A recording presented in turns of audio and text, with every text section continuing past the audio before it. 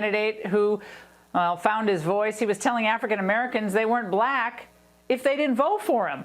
Joining me now is Bruce LeVell, is executive director of the National Diversity Coalition for Trump, and Burgess Owens, candidate for Utah's 4th congressional district, former NFL player.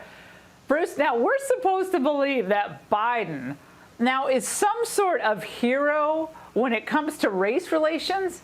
What did he accomplish in decades? Absolutely nothing, Laura. Thanks for having me. You know what? This is a travesty. It's bad enough we've gone through the COVID. It's bad enough we've gone through some of these unrest in these cities. There's absolutely no way, and he needs to understand this. Laura, he authored and wrote the 94 crime bill that he put on Clinton's desk and signed. He's part of this pandemonium we have out in these streets.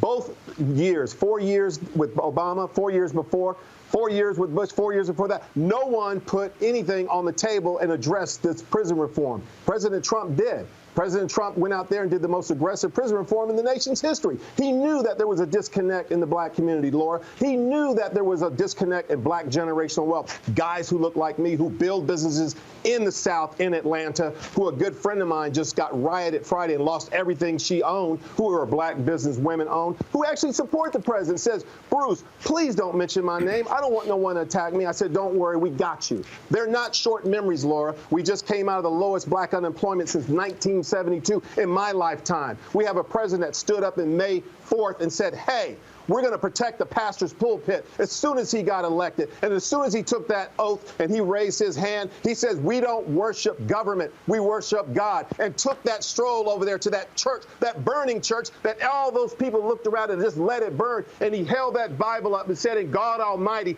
this is who I serve. This is the sacrifice I gave up in my business. This is the sacrifice and all the crazy I went through to serve this great nation. Thank you, Mr. President. And he was ridiculed by